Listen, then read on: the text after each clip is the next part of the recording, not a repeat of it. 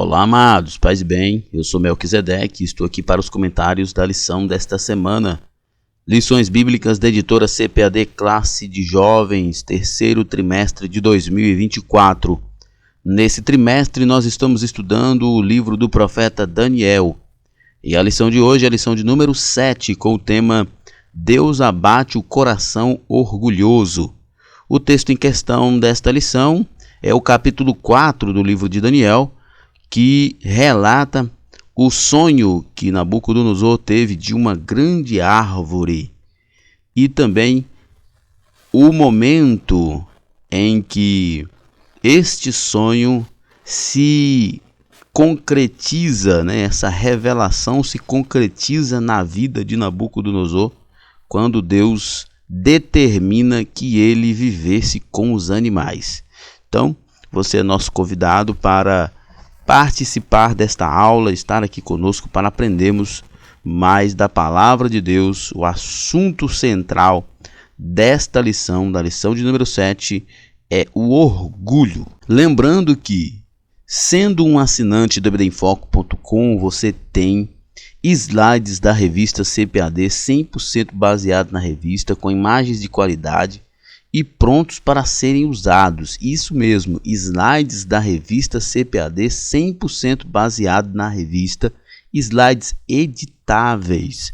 Muitos slides que você encontra na internet não são editáveis. E estes aqui do EBD em Foco são editáveis, que você pode fazer a mudança que você desejar para melhor atender a sua aula na sua EBD.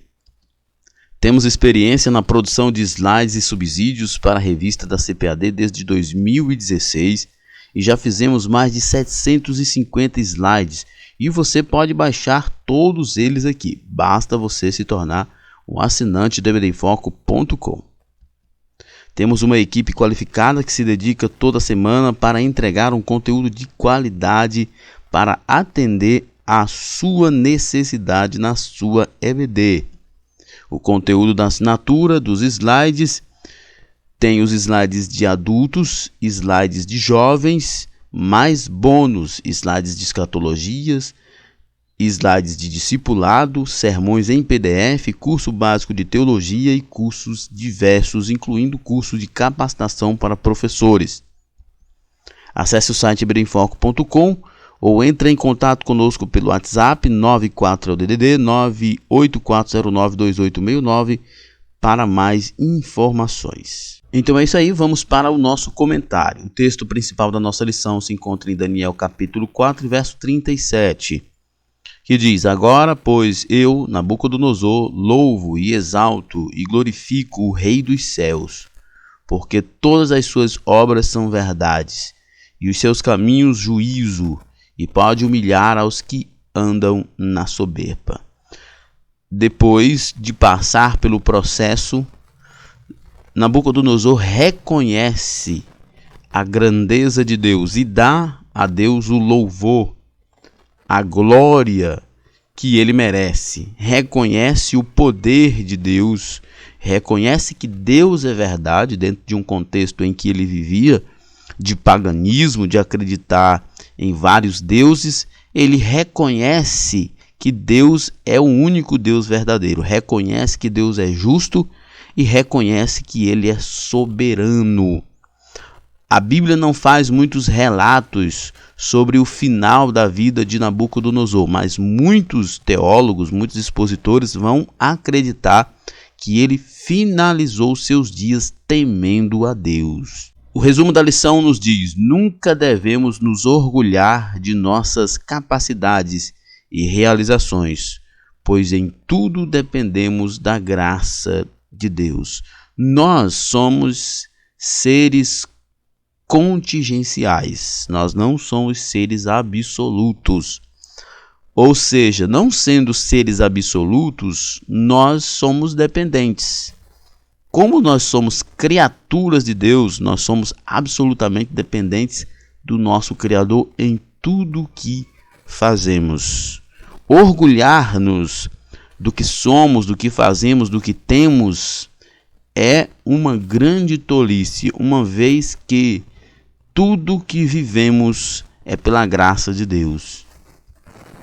O texto bíblico desta lição, eu já falei no início da lição, na introdução, que se encontra no capítulo 4 de Daniel, né? Todo o capítulo 4 de Daniel. Eu não vou me deter no texto que está aqui por uma questão de tempo, até porque também você precisa ler todo o capítulo 4 e até uma parte do capítulo 5 também, que é muito importante para você entender todo o contexto dessa história. Nossa introdução. Na aula de hoje, iremos explorar o capítulo 4 do livro de Daniel, que apresenta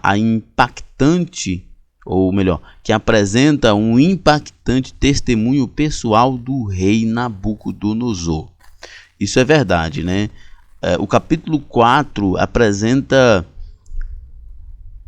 o impactante testemunho pessoal do rei Nabucodonosor. Tanto que parte desse capítulo é escrito na primeira pessoa, narrado por Nabucodonosor. Ele mesmo narra o texto. Daniel escreve aquilo que ele narra, da própria experiência do rei. Neste relato, testemunhamos como sua soberba o levou, por divina sentença, a uma condição de insanidade, fazendo-o viver como um animal selvagem por um período conhecido como 7 tempos, que a maioria dos expositores bíblicos vão entender que essa expressão tempos aqui em Daniel está relacionada com anos, né? 7 tempos, 1 tempo, 1 ano, 7 anos, até que Deus o redimiu dessa situação, né? Nabucodonosor passou por essa experiência. Você tem que ler o capítulo 4 de Daniel para você entender toda a história. E ele passou por essa situação, que é uma situação de profunda humilhação. Ele estava no auge da sua grandeza e ele passou por essa profunda humilhação por causa de sua soberba, por causa de seu orgulho, de sua vaidade, de sua vanglória. E há uma lição muito importante para nós, de que nós não devemos jamais sermos soberbos, sermos orgulhosos. Deus não admite isso. Ao fim desse período, Nabucodonosor experimentou uma profunda transformação, reconhecendo a soberania do Deus Altíssimo. Como eu disse agora há pouco, há muitos teólogos que vão admitir que Nabucodonosor experimentou de fato uma verdadeira conversão ao Deus de Israel. Diferente do que ele fez quando dos jovens da fornalha, que ele reconhece, mas aparentemente ele não segue, ele reconhece momentaneamente ou tem pelo menos algum tipo de afeição pelo Deus de Israel, mas não se submete. Aqui parece que ele se submete completamente ao Deus de Daniel.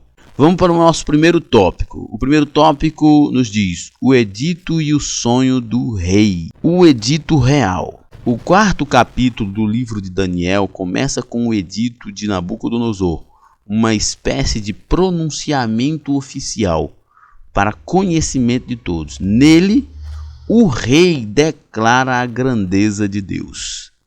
A experiência de Nabucodonosor foi tão grande, foi algo tão extraordinário, que ele providenciou um pronunciamento oficial. Algo como nos dias modernos, algo como que um presidente, um primeiro-ministro de um país entra em cadeia nacional de TV e rádio para explicar algo que é muito importante para toda a nação. Nabucodonosor faz esse pronunciamento oficial por causa do que ele havia vivido. Foi tão extraordinário na vida dele, foi tão profundo na vida dele, que ele registra, né, no capítulo 4, verso 3 de Daniel, diz: quão grandes são os seus sinais e quão poderosas são as suas maravilhas. O seu reino é um reino sempiterno e o seu domínio de geração em geração. Isso aqui é apenas um verso de todo o capítulo 4, onde Nabucodonosor está vivendo esse momento, né? Ele sonha, Daniel interpreta, ele vive e ele demonstra em suas palavras e atitude o reconhecimento da grandeza de Deus. Contudo, como veremos, o reconhecimento da grandiosidade de Deus pelo rei se deu somente depois da experiência dramática que ele narra a seguir, né? Depois, já no final, é que ele de fato experimenta essa transformação. E então ele vem, né, como nós vemos aqui no capítulo 4, verso 37, a reconhecer completamente a grandeza de Deus. Agora, pois eu, Nabucodonosor, louvo e exalto ou exalço e glorifico ao Rei dos céus, porque todas as suas obras são verdade, e os seus caminhos juízo, e pode humilhar aos que andam na soberba. A satisfação momentânea do rei e o seu sonho. O rei estava satisfeito e próspero em seu palácio. Com suas conquistas, ele havia estendido o domínio do seu vasto império, alcançado grande sucesso. Nabucodonosor desfrutava de riqueza e fama, sua cidade, Babilônia, era um esplendor, e ele se sentia sossegado. Nabucodonosor estava satisfeito e próspero. Mas nós precisamos entender, a satisfação e a prosperidade humana, ela é temporária. Se a nossa satisfação não é Deus, se a nossa satisfação não é Cristo, é tudo temporário. Nabucodonosor cometeu o grande equívoco de pensar que o que ele havia construído poderia trazer para ele satisfação perene, mas não pode. Nenhuma construção humana, nenhuma obra humana, nenhuma conquista humana é capaz de propor satisfação eterna. E esse foi o grande erro de Nabucodonosor. Ele disse que ele estava satisfeito em seu palácio, próspero, e ele estava satisfeito. Ele era próspero e estava plenamente satisfeito, mas a satisfação que vem da prosperidade humana, ela é temporária. No entanto, a paz e a satisfação do rei foram abruptamente interrompidas por um sonho perturbador. A realidade, quando chega na vida do homem, ela traz perturbação, né? Porque ele estava seguro de que ele estava agora realizado, plenamente realizado. Mas a satisfação advinda da prosperidade humana, ela é passageira. Convocados para dar interpretação do sonho, mais uma vez, os sábios da corte não são capazes de desvendar o seu sentido. Como nós já estudamos anteriormente nas outras lições, nós vemos que Nabucodonosor era cercado de seus sábios, seus magos, né, seus adivinhos, e toda vez que ele tinha algo nesse sentido, sonho ou alguma coisa do tipo, ele convocava esses sábios. Mas Deus estava trabalhando na vida de Nabucodonosor e na Babilônia, através de Daniel. Tanto que toda vez que Deus fala de forma muito misteriosa, profundamente misteriosa. Não há nada muito óbvio. Tanto que estes sábios não são capazes de desvendar. E aqui a gente aprende uma coisa que é muito importante, né? As coisas de Deus se discernem espiritualmente, é o que diz a Bíblia. Só quem tem o Espírito de Deus para discernir aquilo que é de Deus. O mundo não vai discernir. Não adianta uma pessoa que se dizer sábia, mas que não tem o Espírito de Deus, não irá discernir a vontade de Deus. O rei então manda chamar novamente Daniel. O monarca sabia que Daniel era diferente, em quem habitava o espírito de um ser divino. Ele percebe que Daniel é alguém de fato governado pelo Espírito de Deus, tem o Espírito de Deus. E por ter o Espírito de Deus, ele pode então discernir o que é de Deus. E quem tem o Espírito de Deus certamente é diferente, né? Nós não podemos viver uma vida comum. Nós que somos servos de Deus, precisamos viver na presença de Deus para sermos instrumentos de Deus nos momentos de necessidade da nossa comunidade, da nossa sociedade, como foi Daniel. Daniel era um administrador, era alguém importante na administração daquele reino, mas também era alguém cheio de Deus, que nesse momento é usado por Deus para discernir aquilo que Deus havia comunicado ao rei. Diante das dificuldades, os descrentes buscam o socorro daqueles que dão testemunho de Deus. Porque quando Deus fala, só quem é de Deus para entender. Né? Só quem é de Deus para entender. Isso aqui é muito importante porque tem muita gente de Deus, ou que diz que é de Deus, né? Tem muita gente que diz que é servo de Deus e estão buscando a direção em outros lugares. O professor deve, inclusive, expandir isso com seus alunos, né? Onde é que os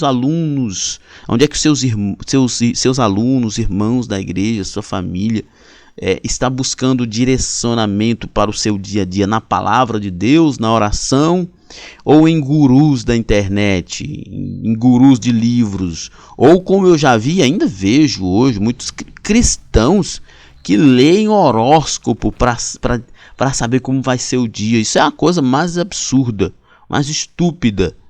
Porque quem é de Deus, ele vai discernir as coisas a partir da perspectiva de Deus, não a partir da perspectiva mundana. E aqui o comentarista faz uma observação que é muito importante. Até o ímpio procurou o homem de Deus para ouvir o que Deus tinha para falar, enquanto que muitos cristãos hoje procuram ímpios para ouvir o que eles têm a falar e não procura ouvir Deus. A descrição do sonho. Ao narrar o sonho, o rei diz ter visto uma árvore frondosa que crescia cada vez mais até sua copa chegar ao céu. Suas folhas eram belas e muitos eram os seus frutos. Os animais do campo se abrigavam debaixo dela e os pássaros faziam ninhos em seus ramos. No sonho surge uma sentinela, um anjo que descia do céu, que dava ordem para que a árvore fosse derrubada, deixando somente o toco e suas raízes presos com ferro e bronze. É óbvio que a ideia aqui da árvore, nós vamos continuar vendo isso, a árvore era Nabucodonosor.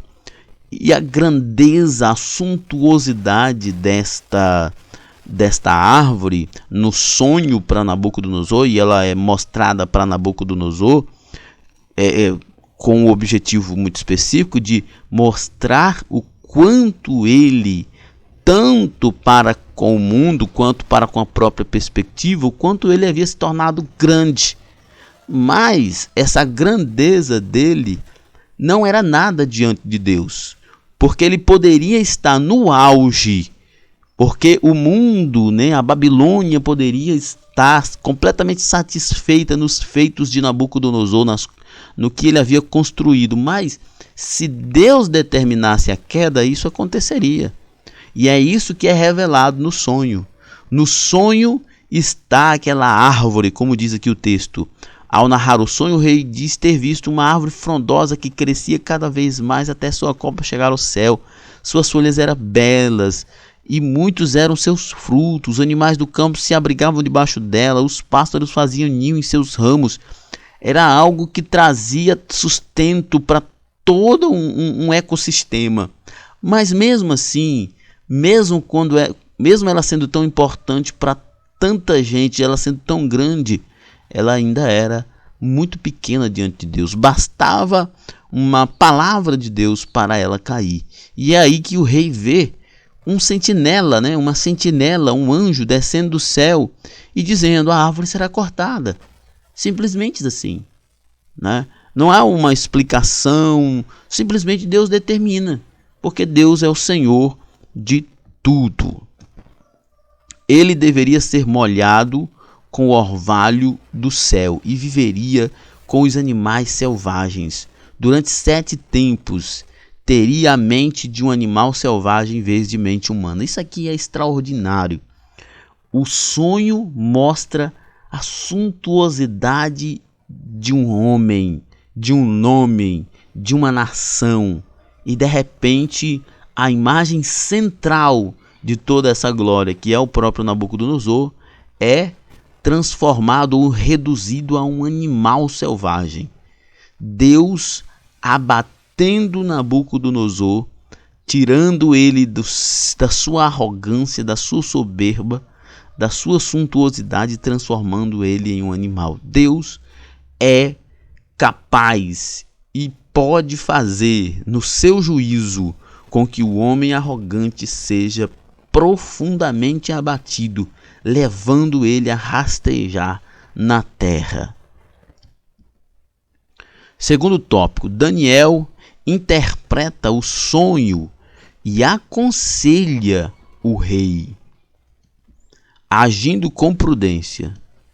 Depois de ouvir o relato do sonho, Daniel ficou bastante estarrecido durante certo tempo, de sorte que até mesmo o rei tentou tranquilizá-lo. É óbvio, Daniel estava diante de um monarca violento, profundamente poderoso, né?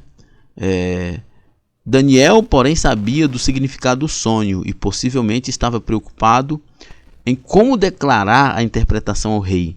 Mesmo para comunicar a verdade é preciso ter prudência e saber a forma adequada de se expressar. Ele estava diante do homem mais poderoso. Isso Daniel certamente já tinha aí algumas décadas convivendo ali com Nabucodonosor. Alguns especialistas vão dizer que do final do capítulo 3 até este momento do capítulo 4 nós temos aí de 20 a 30 anos, né, de tempo, né, uma possibilidade. Então Daniel já está há muito tempo, já viu as conquistas de Nabucodonosor, já viu a truculência dele, a violência dele. E então quando Nabucodonosor fala o sonho para ele, Daniel não está preocupado com o sonho, Daniel está preocupado com a reação do rei.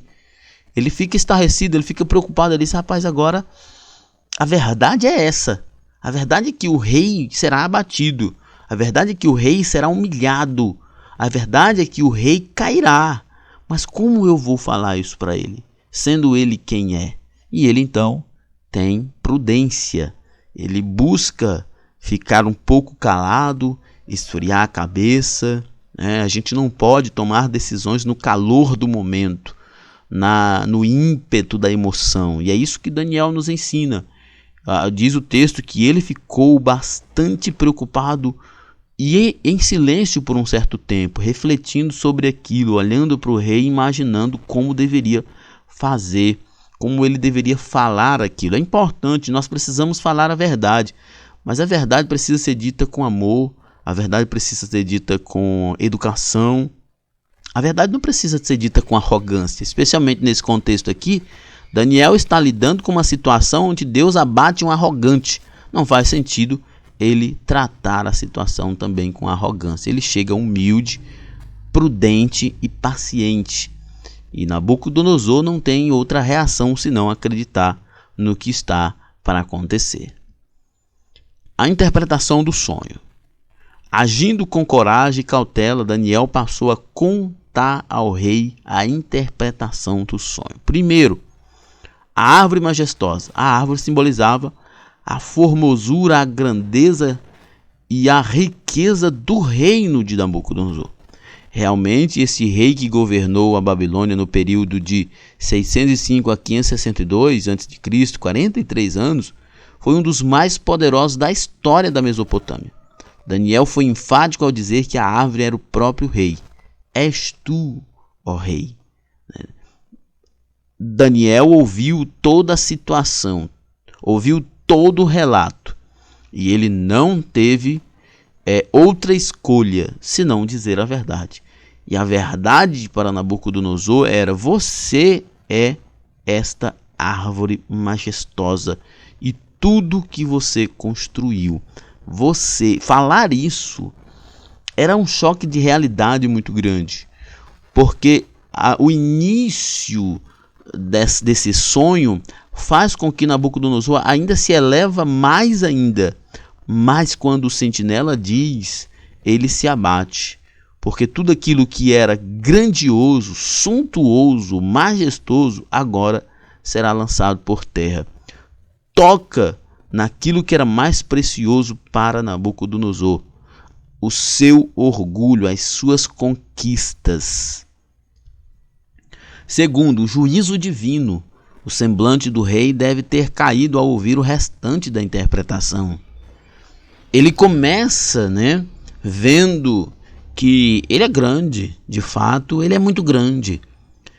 As suas conquistas é muito importante, muito relevante para toda a Mesopotâmia, para toda a Babilônia. A Babilônia é um sonho realizado, suntuoso, maravilhoso. E ele então é elevado ali no início do sonho, mas no segundo momento vem o juízo divino. E aí não tem como, o semblante do rei deve ter caído ao ouvir o restante da interpretação. Tudo aquilo que era grandioso, tudo aquilo que era majestoso, tudo aquilo que era admirado, estava com os dias contados. Isso porque a árvore deveria ser cortada, deixando somente o tronco com as suas raízes presas com ferro e bronze. E essa ideia de deixar o tronco preso com suas raízes com ferro e bronze é uma expressão de misericórdia, porque nós vamos ver daqui a pouco que isso traz a ideia de que ele não seria arrancado definitivamente, mas que ele ainda seria restaurado. A raiz da árvore não seria arrancada, apenas a sua formosura, mas ele seria restaurado depois de um tempo. E é importante nós observarmos que Deus está julgando Nabucodonosor, mas ainda está sendo misericordioso com ele. Nós precisamos entender que Deus é justo. É por isso que Nabucodonosor reconhece no final, lá no verso 37, que ele é reto, ele é justo, que ele não faz nada de mal. Ele desarraigou, ele derrubou esta árvore frondosa, grandiosa. Ele derrubou Nabucodonosor da sua arrogância, da sua soberba, da sua vaidade, mas ainda foi misericordioso. Deixou com que ele pudesse se arrepender e ser restaurado ao trono. O verso 15 mostra que a intenção não era a destruição completa de Nabucodonosor, e sim dar-lhe a oportunidade de se converter e reconhecer que o céu reina. O verso 26 diz: enquanto ao que foi dito, que deixasse o tronco com as raízes da árvore, o teu reino voltará para ti, depois que tiveres reconhecido que o céu reina. Todo esse trabalho de Deus era para ensinar a Nabucodonosor e para deixar registrado para nós que Deus abate o soberbo, que Deus é um Deus justo, é um Deus de juízo, mas é um Deus de misericórdia. Aquele que se voltar para Deus, arrependido, reconhecendo seu pecado, ele é profundamente gracioso e misericordioso para perdoar. Como foi com Nabucodonosor, a uma queda tão grande, tornando-se tão ínfimo, mas lá no íntimo, quando se arrependeu, Deus o levantou novamente. Deus não tem prazer em destruir, Deus tem prazer em nos ver arrependido e reconciliado. Terceiro, vivendo entre os animais. Daniel diz ainda que o entendimento do rei seria afetado, passando a viver e a comer entre os animais durante 7 tempos. Isso indicava a perda do discernimento mental por algum tipo de insanidade. É óbvio que nós vemos isso aqui num aspecto muito literal, mas diante diante da questão do julgamento, do juízo divino. Mas isso aqui também nos ensina o quanto que a arrogância nos torna animalesco, o quanto que a soberba nos torna estúpidos, o quanto que ser arrogante nos tira o discernimento. Toda essa situação em que Nabucodonosor viveu, Deus estava ensinando para ele e ensinando para nós o que a arrogância leva. Para onde a arrogância leva? A arrogância leva a você confiar em si mesmo e a confiança em si mesmo é uma tolice. A arrogância, a soberba leva a pessoa a pensar que as conquistas humanas são de fato satisfatórias. A arrogância leva as pessoas a pensarem que são autossuficientes. A arrogância leva as pessoas a pensarem que elas são de fato melhores que as outras. A arrogância, ela perturba a mente das pessoas. A arrogância embebeda as pessoas. A arrogância tira o juízo perfeito, o raciocínio perfeito das pessoas. Por isso Deus está ensinando a Nabucodonosor e a todos nós: não sejamos arrogantes, porque os arrogantes vivem como animais. O conselho de Daniel. Percebemos que Daniel não se limitou a explicar o sentido do sonho, ele também aconselhou o rei a deixar a sua soberba e a renunciar os seus pecados. Verso 27. E quanto ao que foi dito, que deixasse o tronco com as raízes da árvore, o teu reino voltará para ti, depois que tiveres reconhecido que o céu reina. Olha só que interessante.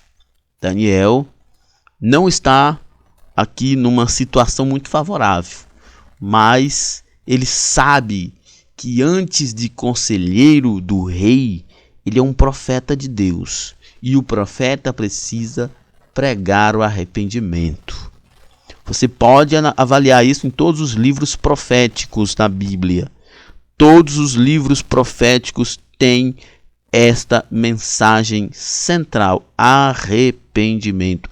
Não adianta eu mostrar para as pessoas os seus pecados e não dizer para ela que o antídoto é o arrependimento e a fé.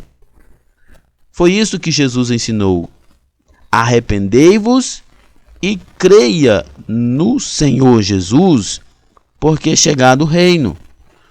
Daniel tem essa consciência. Ele interpreta o sonho para o rei, ele mostra para o rei as consequências, mas ele diz: há uma saída, e a saída é reconhecer que você é um pecador e se arrepender e pedir perdão. Isso envolveria a prática da justiça e o abandono da iniquidade, usando de misericórdia com os pobres. Isso mostra que a disciplina sobre o imperador também se devia à sua negligência e falta de misericórdia com os menos afortunados. Arrependimento sem prática de justiça não é arrependimento. Arrependimento sem abandono da iniquidade não é arrependimento. Os teólogos vão dizer que o evangelho não exige de nós obediência como primeiro aspecto. O evangelho não exige de nós obediência como primeiro aspecto, porque se exigisse de nós obediência como primeiro aspecto, seria simplesmente farisaísmo, legalismo. Mas a obediência que o evangelho exige é como resultado do abandono do pecado, do arrependimento e da fé. É por isso que a mensagem central de Jesus, quando ele começa a pregar, é: arrependei-vos e crede. Esse arrependimento traz mudança, e essa mudança traz abandono da iniquidade. E esse abandono da iniquidade traz novas práticas, práticas de justiça, práticas de misericórdia, práticas de boas obras. Então nós precisamos entender que toda vez que nós falamos de arrependimento, nós falamos de mudança, nós falamos de novas práticas, nós falamos de novas obras. As coisas velhas se passaram, tudo se fez novo. Se as coisas velhas se passaram e tudo se fez novo, as novas obras também são novas. A Bíblia, no centro do evangelho, da pregação do evangelho, Jesus, Paulo, Pedro, sempre diz: arrependei-vos e crede para ser salvo. A obediência não é uma exigência em primeiro aspecto, porque ela é resultado do arrependimento, é resultado da fé. Daniel está dizendo para Nabucodonosor: se arrependa dos seus pecados e creia no Deus de Israel. Isso lhe levará a uma vida de práticas de justiça. O Senhor considerou essas falhas tão graves que o rei teria de passar por um período de disciplina, comendo com os animais do campo. Daniel era um conselheiro de valor e não estava preocupado em satisfazer o rei para manter o seu cargo na corte, razão pela qual admoestou Nabucodonosor sobre seus vícios de caráter. E aqui fala sobre nós pregadores. Muitas vezes, irmãos, isso é recorrente. Não venha dizer que você não passa por isso. Você passa por isso, professor passa por isso, eu passo por isso, nossos pastores passam por isso.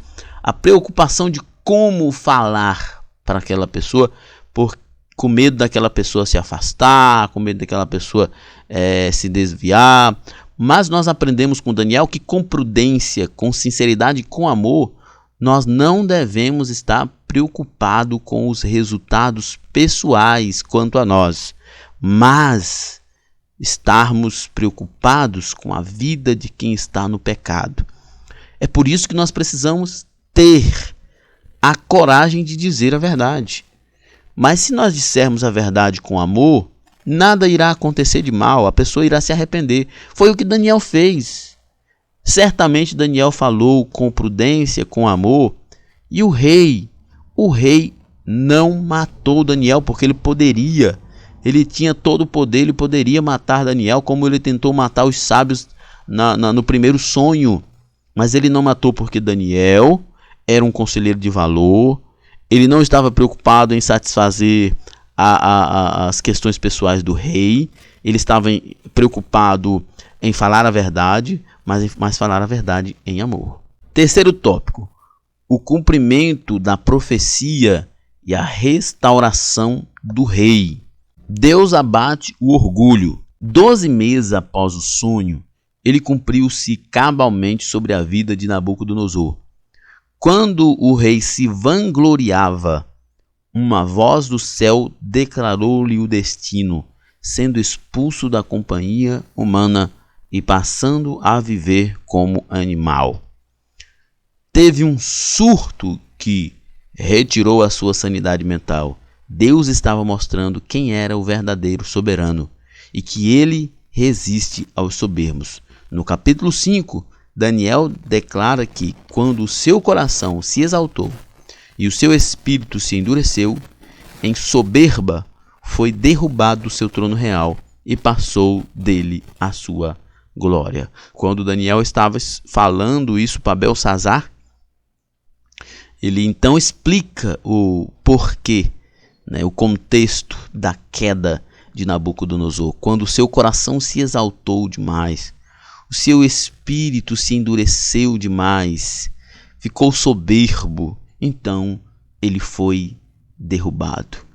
Ele se encheu de vanglória, ele se encheu de orgulho, e Deus então mostrou para ele que ele não é nada.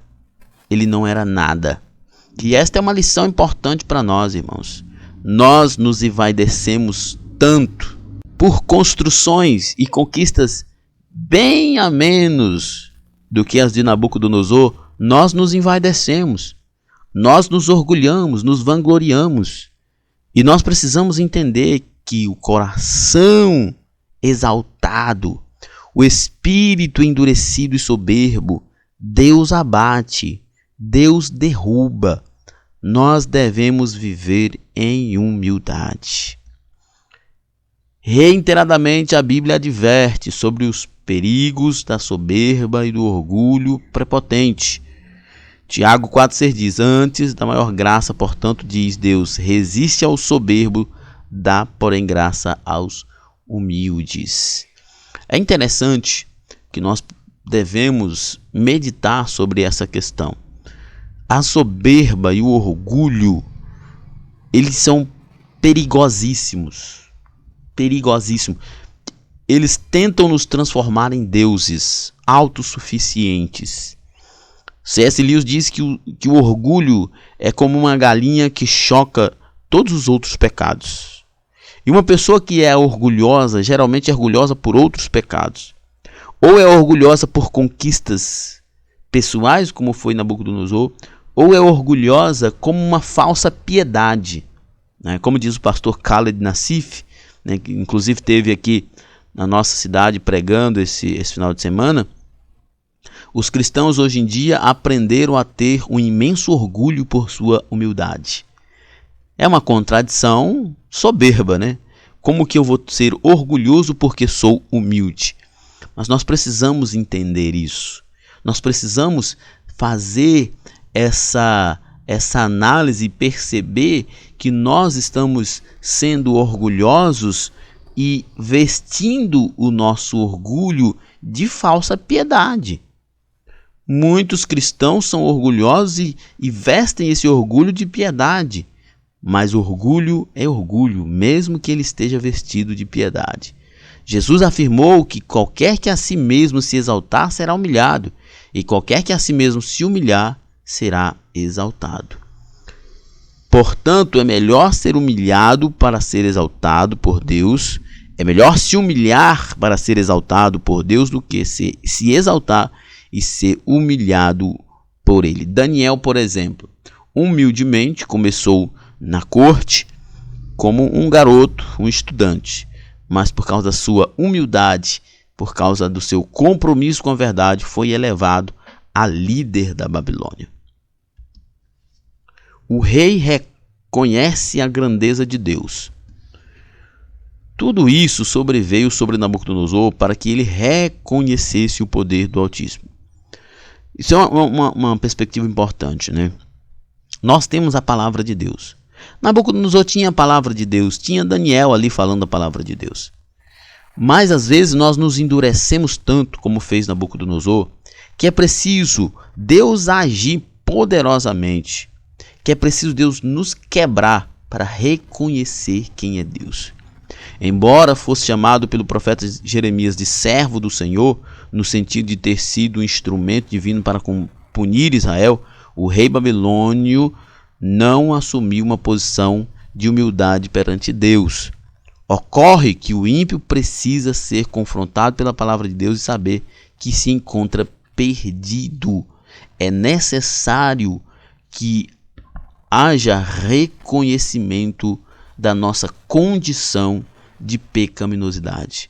Muito diferente de algumas pregações de hoje, a mensagem de Deus para o rei não buscou inflar o seu ego, mas mostrar o seu estado, para que pudesse se arrepender. E assim aconteceu. Isso é muito importante, né, irmãos? Nós precisamos ter uma consciência da nossa natureza pecaminosa. Uma vez que nós temos consciência da nossa natureza pecaminosa, nós então vamos passar a entender do que nós de fato precisamos. Quantas vezes eu já ouvi gente falar na minha igreja, há muito tempo e até hoje, muitas vezes, sua pregação foi muito dura, você deveria pregar um pouco mais leve, as pessoas têm problemas, elas precisam ser amada, precisa receber carinho, né? As pessoas elas têm problemas psicológicos, precisa ser atendida. Eu não discordo disso, mas toda vez que uma pessoa pensar que o seu maior problema é o seu problema financeiro, que o seu maior problema é a sua enfermidade e não o seu pecado, então essa pessoa não entendeu o que é o Evangelho. Essa pessoa não recebeu Cristo. Se essa pessoa não recebeu Cristo, não interessa o quão duro seja a mensagem. Eu tenho que pregar a palavra de arrependimento. É palavra de arrependimento. Porque o cristão verdadeiro, ele ouve uma palavra forte, ele entende que ele está sendo confrontado para o bem dele e não para o mal dele. Uma pessoa que ouve uma palavra mais dura, mais confrontadora, mais desafiadora e se ensoberbece e enche o coração de ira, essa pessoa não conheceu o Evangelho ainda. Então é aí que nós devemos continuar pregando arrependimento, porque ela precisa conhecer Jesus. Passados os dias, conforme a revelação, a consciência de Nabucodonosor retornou, recobrando o juízo. 7 anos depois, Ele glorificou ao Senhor e reconheceu o seu poder eterno, né? No verso 34 diz: mas ao fim daqueles dias eu, Nabucodonosor, levantei os meus olhos ao céu e tornou-me a vir o meu entendimento, e eu bendisse ao Altíssimo, e louvei e glorifiquei ao que vive para sempre, cujo domínio é um domínio sempre eterno e cujo reino é de geração em geração. Houve uma necessidade de olhar para Deus. A restauração do rei da Babilônia mostra que o evangelho tem poder e é capaz de transformar a vida de qualquer pessoa. O evangelho é o poder de Deus para a salvação de todo aquele que crê. Pregando para todas as pessoas. A postura de Daniel ao transmitir integralmente a mensagem divina ao rei nos ensina sobre a necessidade de pregarmos para todas as pessoas sem medo. Marcos 16:15 diz: e disse-lhe: ide por todo mundo e pregar o evangelho a toda criatura. Na universidade, no trabalho ou em qualquer lugar, fale de Jesus e do plano da salvação indistintamente.